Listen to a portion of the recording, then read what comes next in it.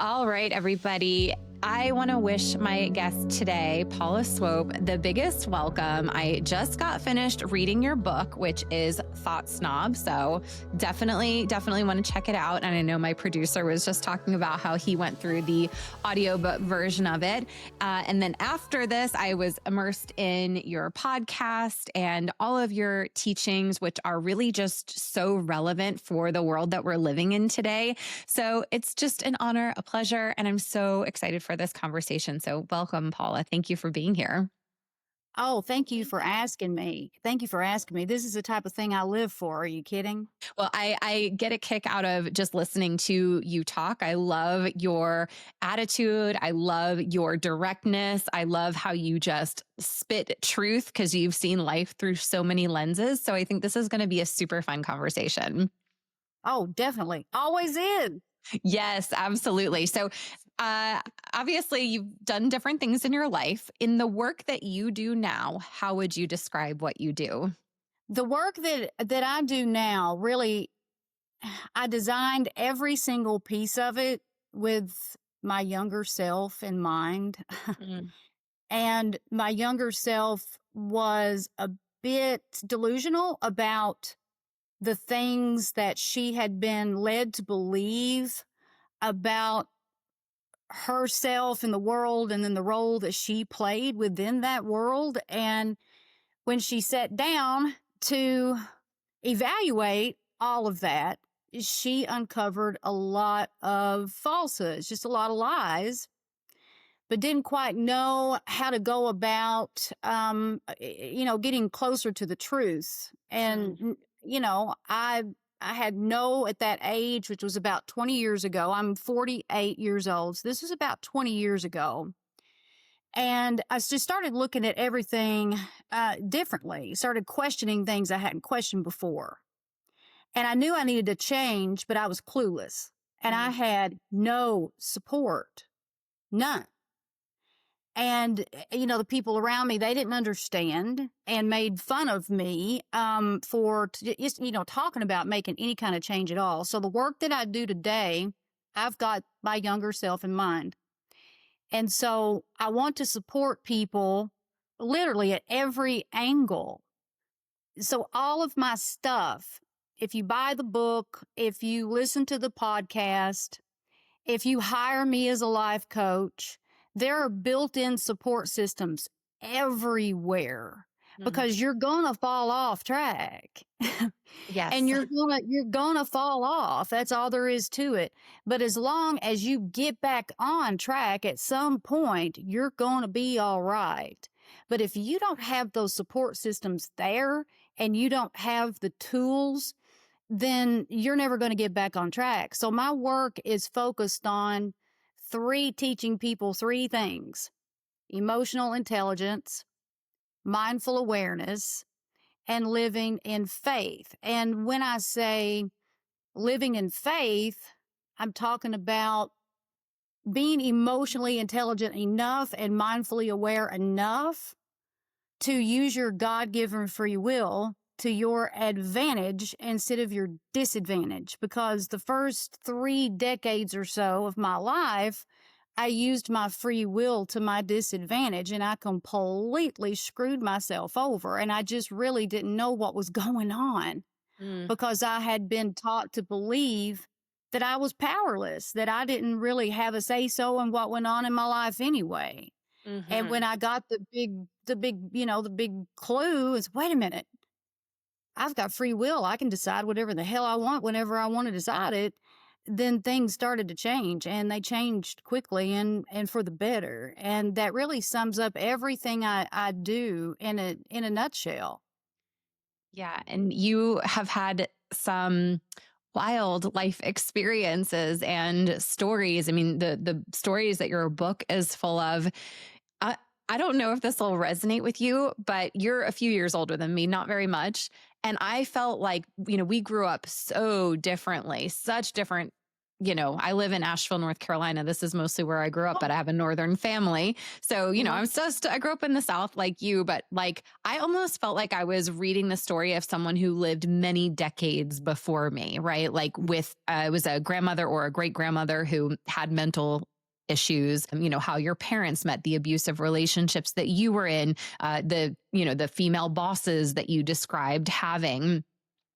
I want you to tell every story here. I'm not going to ask you to do that just because you really are so interesting in all the things that you've overcome.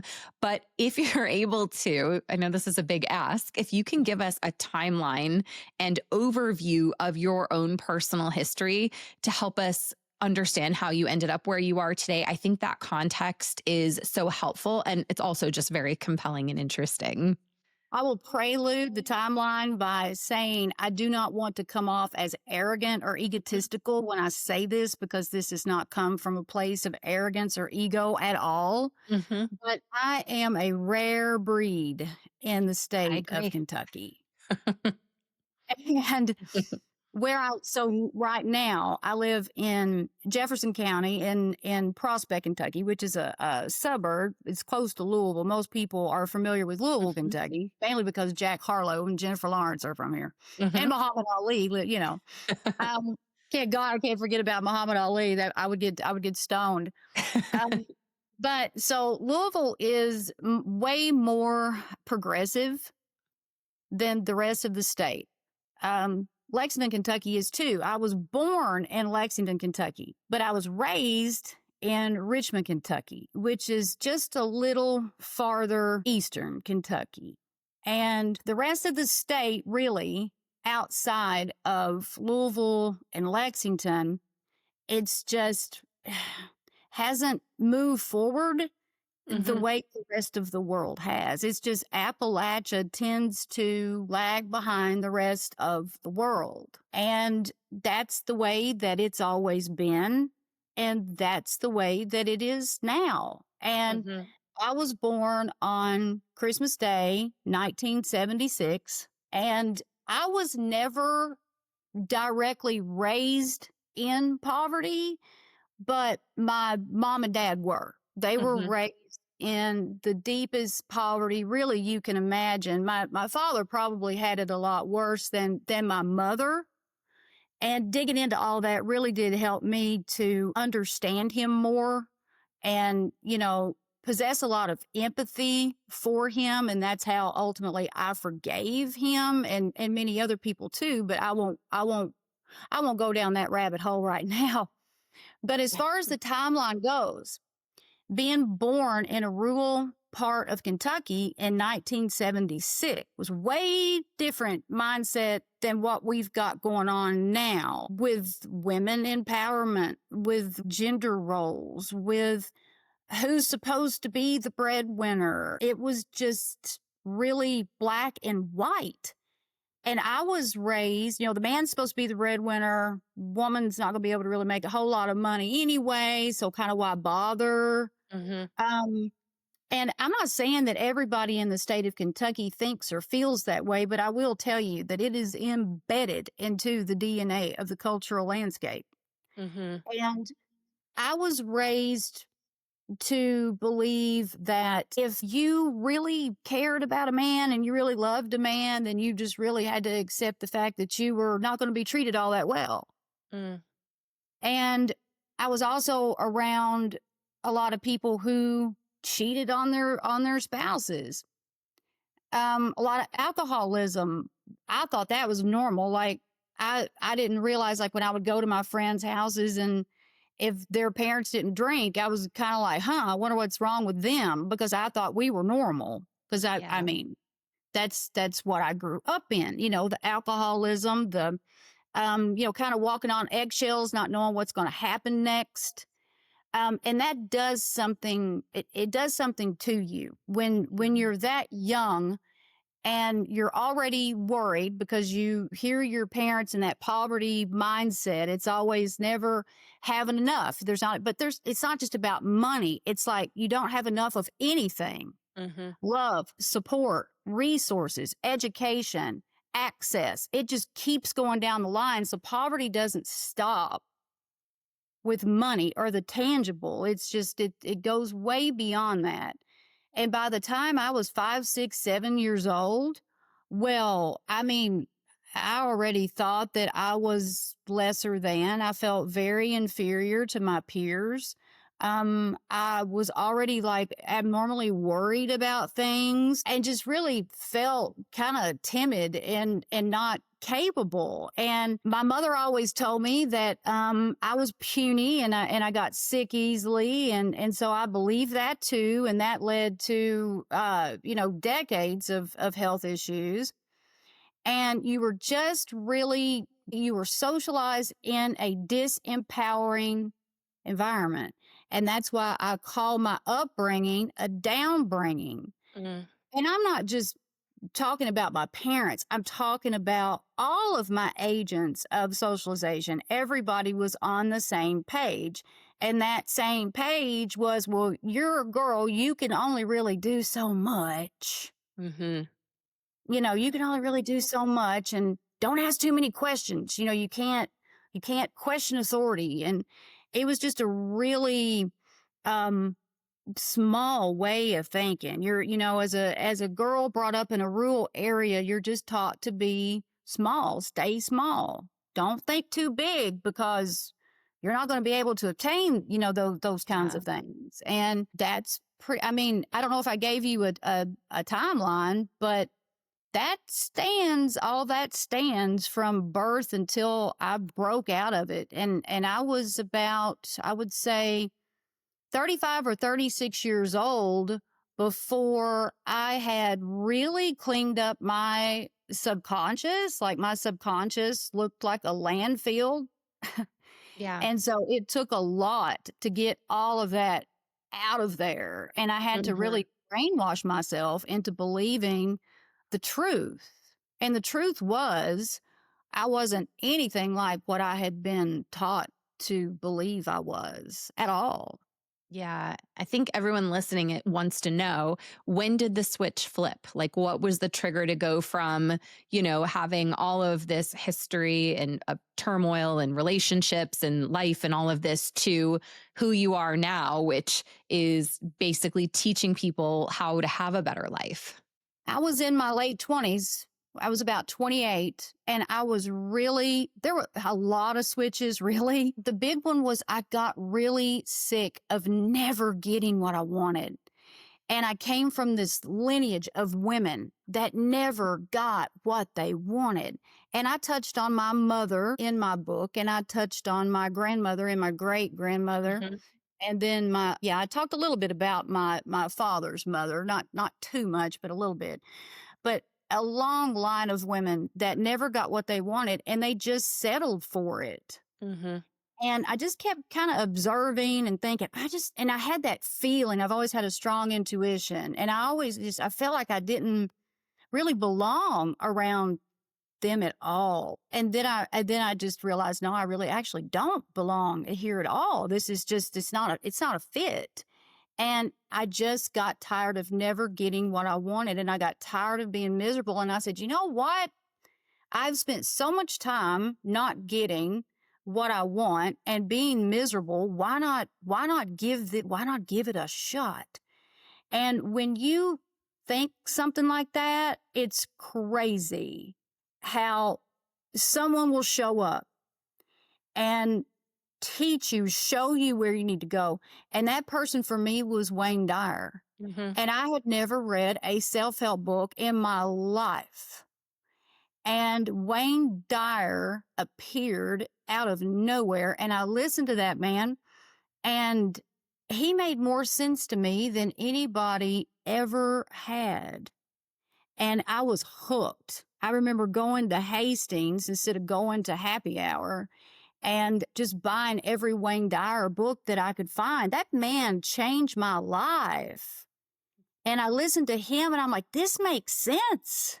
Hmm. And that's when the switch really flipped. And I started practicing what he was teaching, and it started working. And I'm like, oh my God. And that's really where it started. But I was 28, and I'm 48 now, and my life looks nothing like it did at Yeah. 28. Nothing. Yeah. And probably nothing like the trajectory you would have stayed on had you not come across those practices. I can't imagine. And I've thought about that more than once. There's no doubt I would be an alcoholic. There's Mm. no doubt about that. I would be working in a job that I hated, making just enough money to get by and not too much more. Although I've got more degrees than a thermometer, those are the jobs that, I was able to get in rural Kentucky. Yeah. And if I would have settled like the rest of the women that I'm not all of them, but most of them that I knew growing up. I mean, if I would have settled, then I would be miserable and probably pretty overweight with a bunch of health problems if I would have stayed on that track. Yeah, so interesting to think about, right? And as I'm listening to you, and this is really why I feel like I was reading about a life that happened so many decades before because of what you're describing, like just how you grew up and how far behind things are with like women's empowerment and all of that stuff, right? Like I feel like this was 100 years ago, right? Not in the same span of lifetime as me. So that's obviously something that requires a lot of bravery to step out of. And one of the things, I believe this was more on your podcast that I was listening to that I thought was pretty amazing is that you started to really question everything you'd been taught as a child around your religions. Obviously, religion and spirituality, I do not equate as the same thing, but this is a whole show on spirituality for skeptics. So I'd love for you to describe how you were raised religiously, how you felt, and then, did that breaking point come at the same time as you were questioning everything else? Would love some context for that. Sure. Are you familiar with the holiness denomination?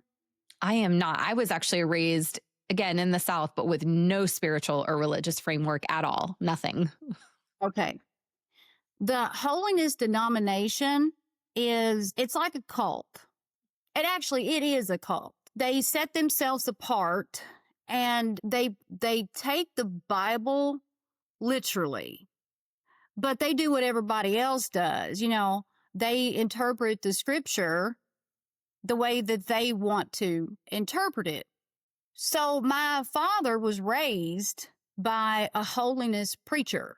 Mm-hmm. His dad was a holiness preacher. And I was scared to death of those people from as far back as I can remember, because although my parents did not shove church on me, my father had been heavily influenced by that upbringing and really subconsciously deep down believed what the holiness believed, although he did not practice it.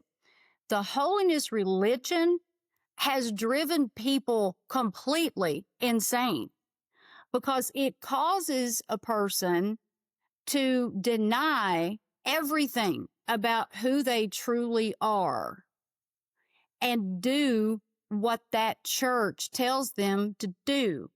Well, my father would not deny who he was.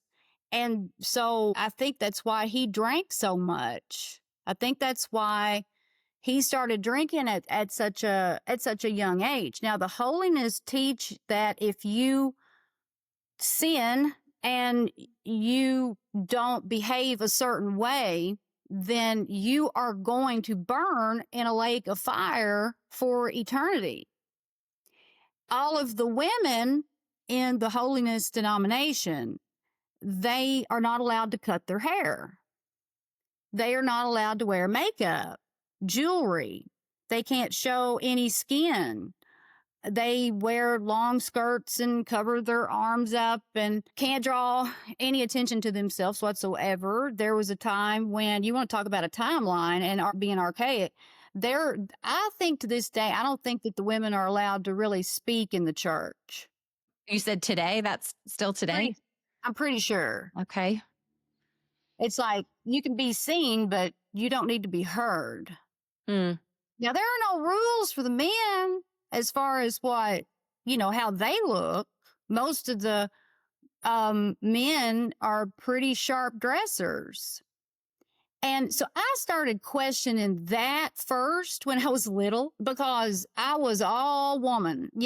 I loved the hair and the makeup and the fashion, and I always had my nails polished. And I'd go to my grandparents' house and they would tell me that, I really, really needed to watch it. And so I thought, am I going to burn in a lake of fire? I mean, I believed that when I was little. And so that's like the mentality there, with the religion. It's like you got to be who we tell you to be, and you got to really follow these really strict rules.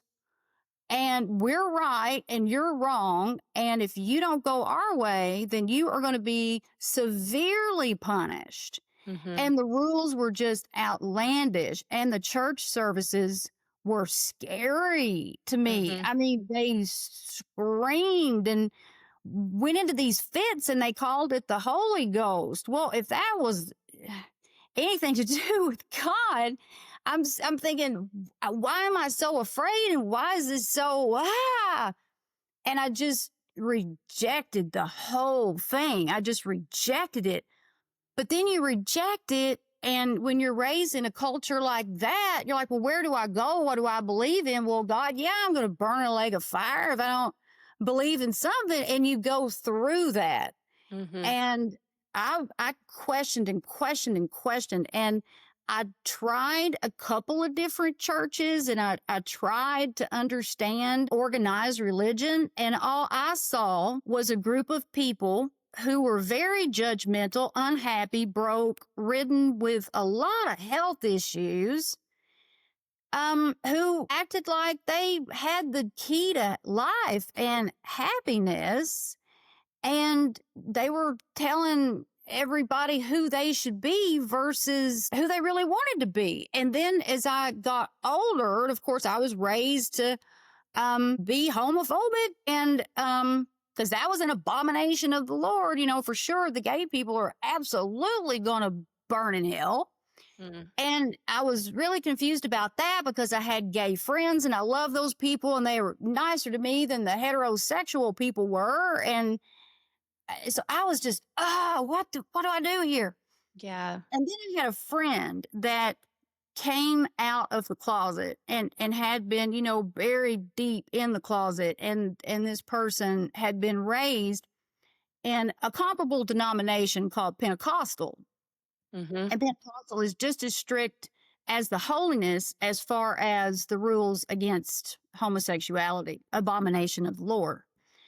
And this person just really went through their own hell concealing who they really were. And they came out of the closet, and it really, really opened my eyes, like in a big way, because I loved that person and we're still friends to this day. And at that point, I really said, okay. Mm-hmm. Okay, this is nonsense, because I know this person and they are good to the core. They would never hurt me. I can't say that about this straight heterosexual person over here, but I do know that about this person. So am I going to judge them on who they've got in their bedroom, or am I going to judge them on how they treat me? Yeah. And at that point, I said, you know what? I'm going to judge people based on how they treat me. That's my role. So It wasn't too long after that, I ran into Wayne Dyer. And I had been taught that, spirituality was devil's work because that was not religion. Well, what I learned was organized religion took me way further away from God, taught me I was separate from God, but spirituality got me closer to God. And so I took that route. Yeah. You don't So see any spiritual people ever attacking anybody. It's the religious people that are always attacking everybody. It's not the spiritual people, because we don't give a damn about what you're doing. Yeah, yeah. I have always kind of seen it as a divide as well, right? I've seen religious and I've seen spiritual. And more recently, a good friend of mine who was, 40 plus years raised as a Christian, actually, it kind of came into my world. He was one of my business coaching clients, and he's really gone through this whole, like, I don't know if this is a word, but like disentanglement of his entire belief system to where he's questioned the Christianity and he's really embraced what we'll call spiritual ideas, right? Of, past lives, for example, that type of thing. So do you think that people can be religious and spiritual at the same time, just from your experience, or is it more one or the other from what you've seen? I don't think that anybody has to choose. Mm-hmm. Nobody has to choose. Mm-hmm. It's just be what you feel is right for you. And if you want to go to church on Sunday, if you've got a good congregation of people that are supportive and everybody's there for the right reasons and not there to prove something or put up some kind of a front or go to church because they're afraid that Mm-hmm. the Bible might be right. That's a big thing too. If you're there for the right reasons, you can absolutely go to church, practice your religion, worship God, worship Jesus Christ, and have your crystal in your handbag or in your pocket. It's really, people have made it so complicated because they have been taught to believe that they're separate from God, and that's where all the problems start. Mm. And you can absolutely be both. Nobody ever has to choose. Yeah. That's just the human in us, and that ego having to choose a side because of what we were taught to believe growing up. If you were raised to just really nobody ever talked about religion or spirituality and you just figured it out for yourself, it would be a whole other journey. It would be a whole other mindset. Yeah, and that was true for me. My dad was raised Catholic and my mom was raised Jewish, but it was never discussed. I just don't think either of them like really cared that much, to be honest. I don't feel like they were hiding anything from me. And so, I've told this story before, but I didn't even know that Christmas or Easter were religious holidays until I was like in college.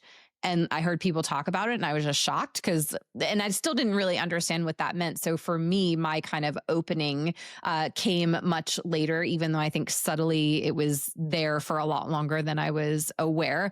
But yeah, it's such an interesting perspective for someone like me who was raised completely openly, believe what you want to believe, be everything you want to be, to someone like you. And we're very close to the same age who has had just this completely different experience. And so, how did you really give yourself permission to, because I think that's when there's so much fear as was instilled in you, that's a hard thing to give yourself permission to step away from. I talk about sometimes that I felt this invisible push, and I still feel that to this day. It's like when I'm supposed to do something, or if I'm doing something I'm not supposed to be doing, Mhm. I will feel this push, and it's like pushing me in a direction or out of a situation. And I never officially gave myself permission. I just went with that push. Mhm. And I couldn't explain it.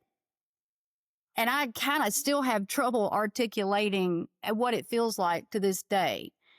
But something really started weighing on me to make a change. I don't know if I've recently started taking astrology classes, and that's something I've always been Mhm. very curious about. And I was very curious about it as a child. I was reading people's horoscopes in like Mhm. the third grade, and I got my hand slapped. You can't be doing that. That's the devil's work. Oh, Mm. oh, okay. So I just kind of dropped astrology for a while and then picked back up on it a few years ago. And now I'm in class. So, and I love it. But I don't know if astrology had anything to do at all with that push that I felt 20 years ago. It very well could have, but something just changed. Something just changed in me, and I went with it. And I never questioned giving myself permission or anything like that. It was this inner knowing, no logic, no, just this inner knowing. And I went with that because it was a feeling that I trusted it. I just trusted it. Yeah. And as, more time went on, and the more I started peeling back the layers and cleaning out all that garbage in my subconscious, then things just started to get better and better and better. And that's when I was to the point that I'm like, if anybody's got a problem with this, I do not care. Well, that's when everybody just kind of started dropping off like flies, Mm, but they needed to go. Because yeah. not everybody is meant to go with you, and not everybody can help you get to the next level. And I don't want to sound hardcore, but that's just the way it is. And if you keep those people around that can't help you, are not meant to go with you, then you're not ever going to get to where you really need to go. Yeah, I feel like you're speaking to me right now. My background first, I was a fitness coach for years, and then I was a business coach for the last 10 years. And, I always kept religion, spirituality, all of that really out of business, right? I didn't comment on those things that I think can be so triggering for people. And, this show is not to tell anyone what to believe, right? If someone wants to be deeply religious, I'm open to that. If someone wants to shift away from their religion and become more, spiritual the way you have, I'm open for that. The whole idea here is sharing stories and lessons and insights to help people come to their own conclusion. But I will say, because it sounds like you're alluding to this a little bit, one of the things that I'm very sensitive. I've always been a people pleaser, although certainly running a large business helped me grow a little bit of thicker skin. But as I put this out there more and more, I know this is one of those topics that triggers people. I know there are going to be people who hate this, who leave hate on the internet and all of that stuff. I'm going to say I'm prepared for it, because I know it's going to happen, but emotionally, I don't know. We'll see. So did you have to go through that big kind of shedding process with the people in your life? And then also with people who read or hear your work, do you get that pushback very much? Yeah, the way I look at the pushback in this day and time in 2025 is love or hate, it's driving up my numbers. Mm-hmm. And if you love me or you hate me enough to actually stop and watch and make a comment, then I'm doing something right. Mm-hmm. Now, I would not have been able to deal with that with any kind of emotional intelligence 10 to 15 years ago. Mm-hmm. Forget it, 10 to 20 years ago. I would have, if social media would have been a thing like when I was a teenager or in my 20s, I would have So glad it probably wasn't. Yes. been. And now I just I don't pay any attention to it at all. Like, honestly, I don't. When I first started down this path in this career, because I totally, switched careers in May of 2021. I was in fundraising Mm-hmm. and did quite well. My portfolio says I raised $60 million. So Amazing. I did well, but again, it was that push. Something was like pushing me to do what I'm doing now. And I just jumped right in, May of 2021. And when I did that, I was pretty far into my personal growth, and I was way more confident than I'd probably ever been, but I still was not ready for a lot of the backlash that I got from social media. Mm-hmm. But I was able to get past that pretty fast. Now, let's flash back to the personal piece of it. When everybody started dropping off like flies, there was a time when you go down this path, if your situation is similar to mine, there's going to be a time when you feel very, very lonely Mm. because you don't have anything in common with anybody. And I got through that stage. And when I stopped, binge drinking was like the common denominator with many members of my family, with my social circle. It was binge drinking. That's what held us together. Okay, take that out of the mix, and we no longer had anything in common.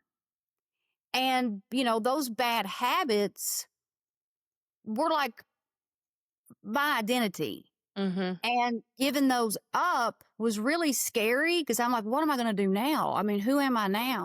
But again, I was so miserable and I wanted more. And I had been envisioning, the life that I wanted, and everything I was seeing up here was totally opposite of my physical reality. So I got to the point that I was so motivated and I was so inspired by what I was seeing up here that I didn't want to be around those people anymore. And they weren't necessarily bad people. Nobody's all good. Nobody's all bad. But they were bad for me. And I could not do what I needed to do if I stayed around them. That's what caused me to fall off of my path. I could not give those people up. Yeah, I think that's a very common thing, I was going to say. Yeah. Yeah, and they won't go silently in the night either. I mean, they get really offended and very threatened by a person making those types of changes. Mm-hmm. And it pisses them off because they are really deep down afraid that you're actually going to do what you're saying you're going to do. And if you actually do what you say you're going to do, then you're not going to be available to them anymore. Yeah. But an energy vampire, they'll move on. They'll move on. It can sometimes take a while. So I went through some pretty nasty fights, nasty arguments with people. I held my own, but it was a lonely time. I mean, it was a total, complete shift. Yeah. Then I cut the cord with my father and his whole crew in 2015. And that was one of the biggest challenges ever. Very painful, very hurtful, cruel, brutal, cold. That's when I really learned about narcissism. People should not really throw that word around so much. It's not trendy. It's real. And so I learned a lot about myself. I learned a lot about people, and I learned about what I needed and what I didn't need. I learned about what I wanted, what I didn't want. And it just got to the point, going back to being mindfully aware enough to use my free will. Paula, if you want to get to this world that you're seeing up here, then you got to say no. And you've got to stay away from this person. You've got to stop going to this place. And it was just those decisions. But I went through a time that I was very, it felt very lonely. But then I started enjoying my own company so much that, hey, it's like I had to get over that, though. And it was hard and it was hurtful. Yeah, I went through that as well, for different reasons. I think, as I built and grew a business and I got really interested in just self-development, some of the friendships that I had that I thought were so solid, for me, there were no arguments or things like that. I was just all of a sudden, like, I would see these people and like, there was nothing that we had in common anymore. And so, it's hard to let go. And even, many years ago when I coached women on weight loss, we would see relationships, marriages, that kind of thing dissolve as they were becoming a person who was different and more confident and made different decisions and wanted to do different things. So I think that, as we said, this whole thing of having to let go of people in your life, whether there were negative influences or relationships, or they were just neutral and they were there, like that's one of those really hard things that follows many of us on our own personal growth and spiritual pathways. So I think that's such a great insight. Absolutely. And we need to normalize leaving people. I mean, it's like hanging on to a shirt that we wore when we were 5 years old doesn't fit anymore. We've changed. We need a different shirt. We need a different hairstyle. We're not going to keep the same hairstyle we had. It's like we change. And even if we don't, that's a whole other story. Because I know people haven't. But if we evolve, then we cannot energetically match a person that came along and was exactly what we needed when we were 9 or 10 years old, it's going to be very rare that that person is still going to be exactly what we need in our 20s and our 30s and our 40s and our 50s and our 60s. It's just, we should really normalize that. It doesn't have to be so awkward. It's like ending those relationships is so awkward, even though everybody usually knows at the table that they don't belong together. It's just a Mhm. habit. Mhm. Yeah. Yeah, it's that's definitely a big hurdle for so many people, and perhaps people who are listening to this now are going through that in one area of their life. And I want to shift gears a little bit because I think the context of your story is so helpful, but you also, as I mentioned, have some really interesting teachings that I hadn't heard articulated in the way that you are. And as you and I were just laughing, like, so happy we didn't have social media. I'm like happy we didn't have smartphones, anything like that, when we were growing up. But I heard you talk on your podcast about this idea of algorithmic spirituality. I'd love to know where you came up with this concept because, again, I've never heard anyone talk about it. And I think it's really fascinating. And, just as a little side note, this is spirituality for skeptics, right? So people in their spiritual pursuit. And I think sometimes we all find ourselves in this trap a little bit. So, yeah, can you talk about algorithmic spirituality? Say where the idea popped up, and by no means did I coin that term Mhm. or anything, but the idea was the ads for clothes. Like, God, there was I bought a pair of leggings, and I cannot think of the name brand, Fanka or something like that. Anyway, Okay. but I saw it on Instagram or Facebook or something, and those ads, they get me all the time. And sometimes the stuff I buy is great, and sometimes it isn't. So I started thinking about that. And when you're scrolling through social media, you will see so many videos of people like me, Mel Robbins, Jay Shetty, Gabby Bernstein, and people giving all types of relationship advice.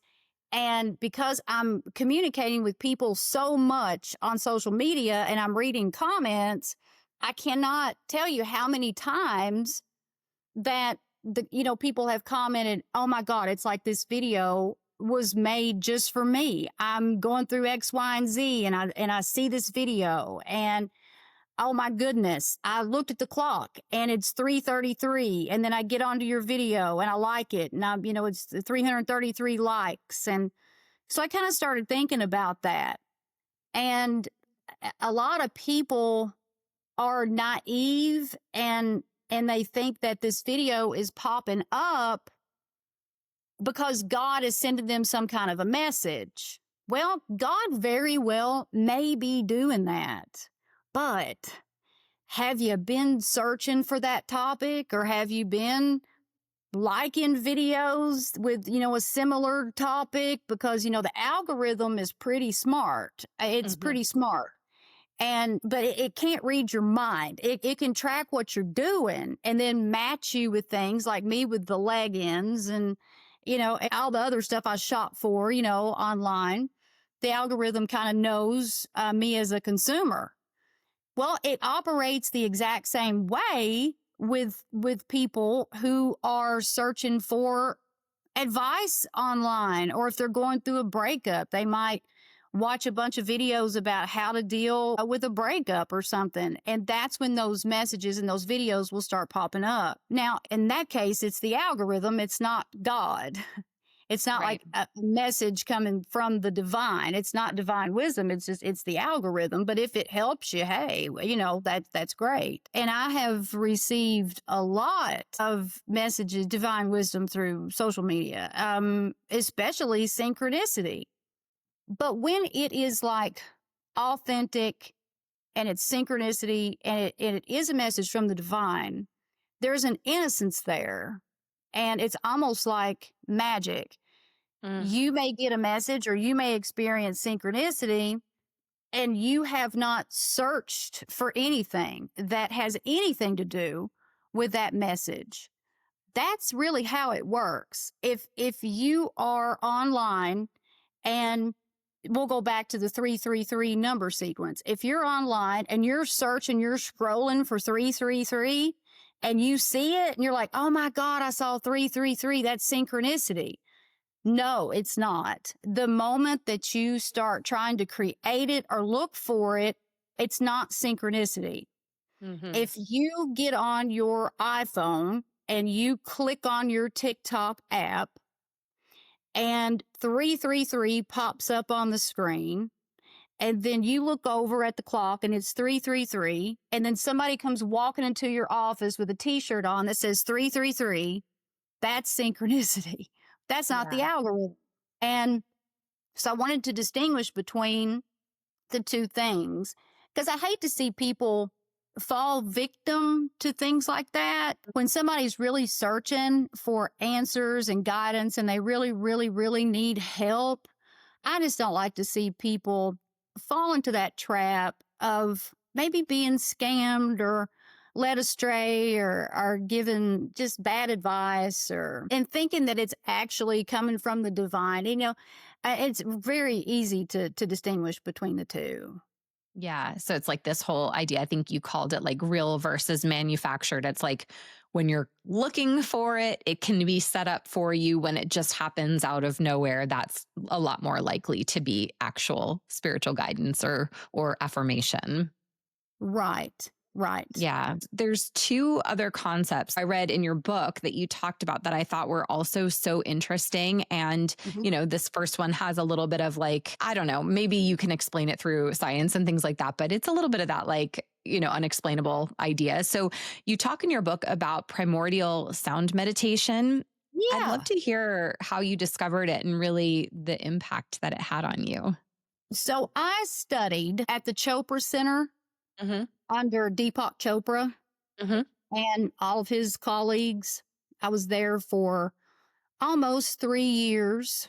And during my time there, I got 3 certifications, and one was in Ayurveda health.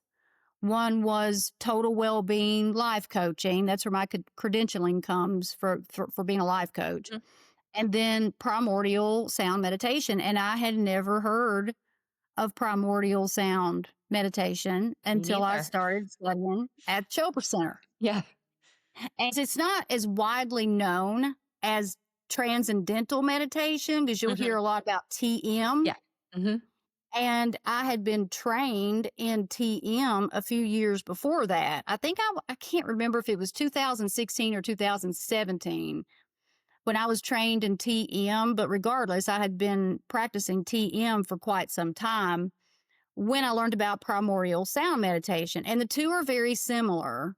They are silent mantra meditations, and the mantras are Sanskrit. So I'm studying at the Chopra Center, and I enrolled in the meditation certification, and its a focus is primordial sound meditation. And so I learned about it and thought, well, I should probably practice this if I'm going to teach it. And I started using it and I just loved it. It dates back to ancient India, and the mantras are the sounds of the universe. So this was invented thousands and thousands of years ago, and Hmm. Deepak Chopra revived it and repackaged it back in I think the 1990s to make it easy to use and more accessible for the Western world.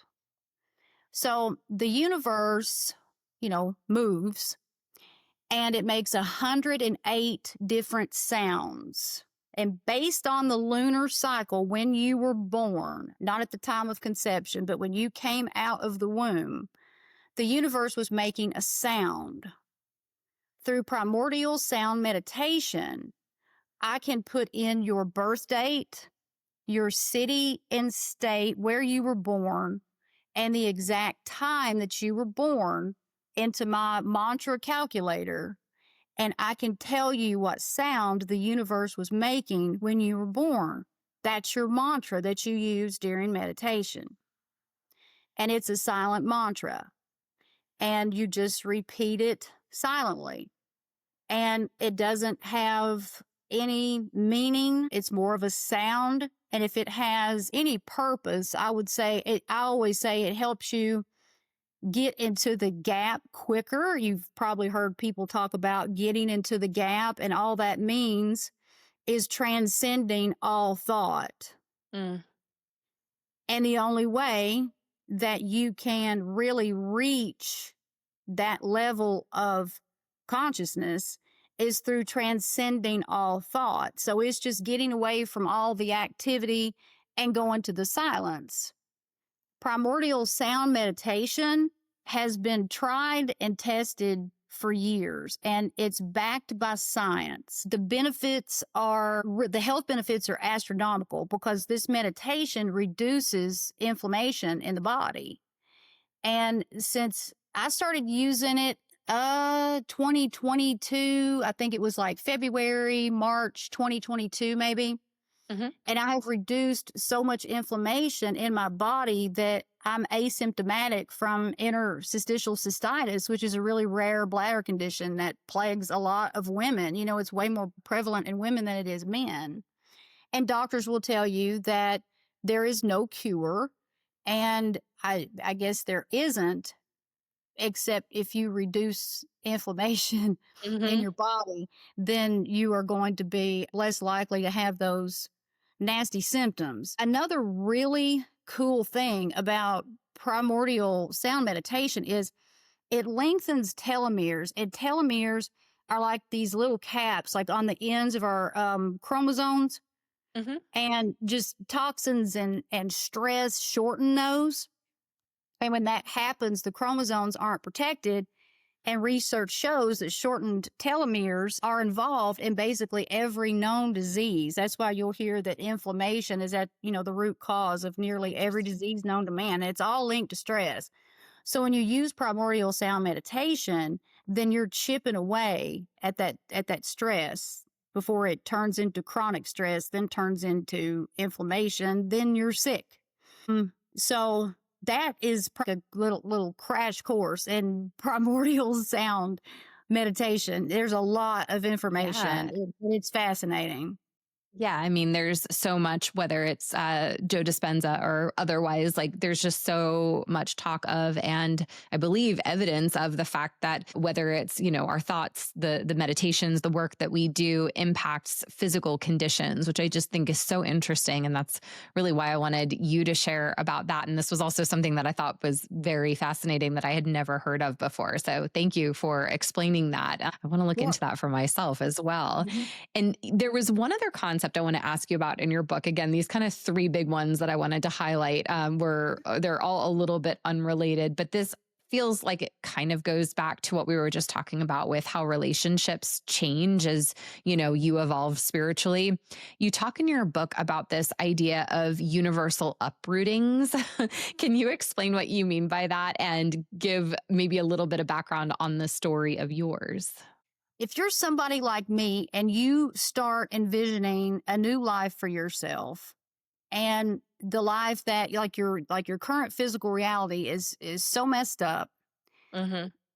in order to transition into the life that you really want, then it's like tearing down an old bridge that people don't need to be driving across anymore. And if you think about those really large, like capital construction projects, they tear down a bridge, it causes a lot of upheaval because that bridge has got to be torn down. It's like demolition, and it causes traffic jams, and people are mad, and there's a delay until the big shiny new bridge is up, and then everybody's happy again. That's what like a universal uprooting is. When you start doing this work, you better strap on your seatbelt, because depending on the level of trauma, the level of garbage in your subconscious, how deep of a hole you've dug yourself in order to dig out of all of that, there's going to be a lot of demolition, and your world is going to come crashing down. It just is. And that is like the number one sign that everything that you have ever dreamed of is absolutely coming true. If your world doesn't crash down and you are still doing the exact same thing that you've always been doing around the same people in the same job you hate, well, you're not doing something right. Mm. When you start envisioning a new life for yourself, it's going to happen. But to get you there, your whole physical reality has to be dismantled to open up a door to make space for the good people, for the better job, or maybe the career you've always wanted. It has to like really close that door to like all the hate in order to open the door to let all of the good stuff in, the abundance and the love Yeah. and stuff that you're seeing, you know. That's what the universal uprooting is. I It's had just one, when I the think. world comes crashing down. You Well, had one? mine wasn't painful. Mine was actually exciting. But in 2015, in the span of like less than a week, I signed divorce papers. I sold my fitness studio and I moved state. So, but I was like, you know, it was great. Like yeah, I wasn't afraid of it. But I think that maybe is a less common experience with these. That's exactly how it Hmm. goes, though. Maybe Hmm. yours wasn't like complete just demolition. Like maybe your universal uprooting was more pleasant than it Yeah, was, you know, scary, but it was still an uprooting. But if you think absolutely. about everything that led up to that point, everything had to be demolished before you could do what you did. Yeah, It had to totally. go. Yeah. Hmm. Yeah. Yeah. So interesting. Is there any experience in your life, you know, just real quick that stands out to you as that catalyst event? Oh my goodness. There have been several, but I will just the first one that's kind of popping into my head happened also in 2015. Mm, I had been in a job for a pretty long time and I swear I was so burnt out. I couldn't think straight. My health was fading. I didn't look good. I didn't feel good. My personality had changed. There was nothing about this job that was good for me. And it was a very, very toxic work environment. And the boss that I had, whoo, I think that might have been my maybe last test. mm, Um, maybe from the universe as far as falling back into those old patterns of like, yeah. you know, stay small, be small, don't say that, don't ask questions, you know. But that job just about drove me nuts. And I resigned from that position and I decided to open up my own business and I did. So between July 2015 through, let's see, October 2015, July, August, September, October. I made that one decision and it was pretty tough to get out of that job Mm, and everything leading up to it. I mean, a lot of things really did have to be dismantled. So I made that one decision. And because it was the decision that I was supposed to make, and yeah. I knew that, but I had the guts to do it. I started my own business. I moved from Richmond, Kentucky to here. And Will and I, my husband, we bought our first home together.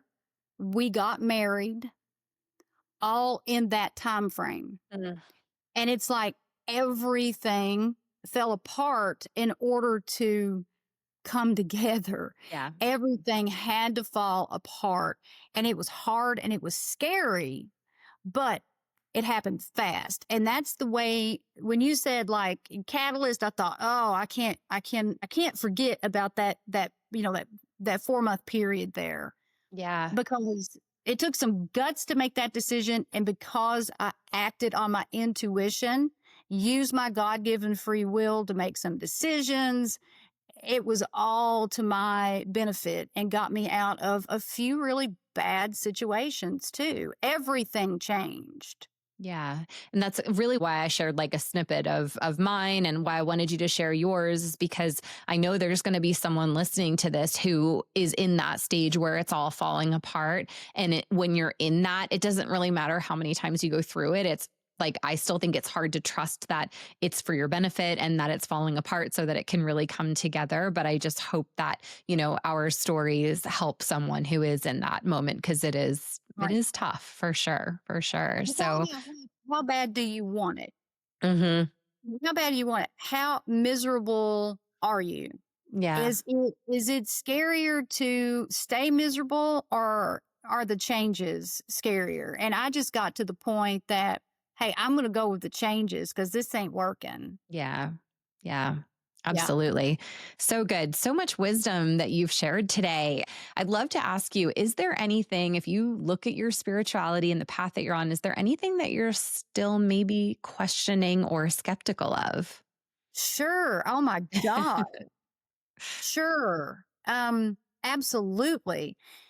And I have to say, what works for one person doesn't work for the next. What Yeah. works for me might not work for you, Hmm. and vice versa. It's just finding that happy medium and sticking with it and see what happens. And then as you change, then you're probably gonna need something different. Just, really being open-minded to that, what's gonna come for me next as I evolve. And it's just like my meditation practice has changed a few times. And as far as things that I'm still skeptical about, that are more associated with spirituality than religion, I suppose. I wonder why things happen the way they do. Mm. And a lot of people in the spiritual world will say that we chose to come here and that we chose everything that happens to us. And I sit back and I think, why was that child born deformed? Why was that child born and then died of some fatal disease by 3 or 4 years old? Why did my friend's baby die after, being a few months old? Why did my friend get killed in this car accident? Why is this person sick all the time, but this Hmm. person has never even had a head cold and they smoke 3 packs of cigarettes a day? What's going on? Yeah. So I always question those things, and I know there has to be an explanation. Hmm. A lot of people in the spiritual world say that we decide all of that before we come here. Hmm. Huh. Yeah. So I question that.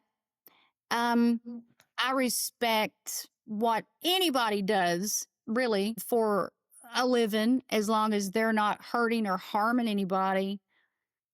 I sometimes question the channeling and the mediumship because that's a really low vibration to connect with somebody unalived, and you don't know who you're really connecting with there. I'm a little afraid of that. Some people swear by it. I know that a Hmm. lot of mediums have really helped people get over grief, and so if it helps somebody, okay. But oh yeah, there are many things I'm skeptical about, but those are the top two. And Yeah. I think about the first one a lot. Hmm. Yeah. Yeah, I can absolutely appreciate that. And we're having such a variety of conversations on the show with people of so many different backgrounds, different types of spiritual teachers, some mediums. So it's just been really interesting to be able to ask people these questions, right? Like Mhm. I'm looking to again get even more clear on my own belief system. So, that's why I'm so grateful to have you, to have all of these people that, yeah, I can ask the questions I also want answers to. So, through my own Yeah. skeptical but open minded lens. And, you've just Mhm. shared so much of yourself and your story and your wisdom. And it's just been such a pleasure to connect with you. Again, this is your book, Thought Snob, and the subtitle is The Modern Spiritual Playbook for a Better Life. So you can find that and tell us where else people can find you. Oh, I'm pretty much everywhere. We all are these days. Yeah. My book is available on Amazon, Audible, and TikTok Shop. It's also available at Carmichael's Bookstores, which is a local bookstore here in Louisville, Kentucky. And then my podcast, the Thoughts Not Podcast, it's available everywhere you get your podcast. And I'm very active on TikTok and Instagram and Facebook and YouTube. And then paulaswope.com is really like a one-stop shop for information about everything that I do. And so if anybody is curious about finding me or working with me, or even to get some free resources and trainings and stuff, they can go to paulaswope.com and find everything right there. Beautiful. Thank you so much for your time again today. I so Oh, thank enjoyed you. connecting, learning from you, and I so appreciate you. I appreciate you too. Thank you for Thank having me, and you. I've enjoyed it. It's been wonderful. Thank you. Thank you. Thank Mhm. you.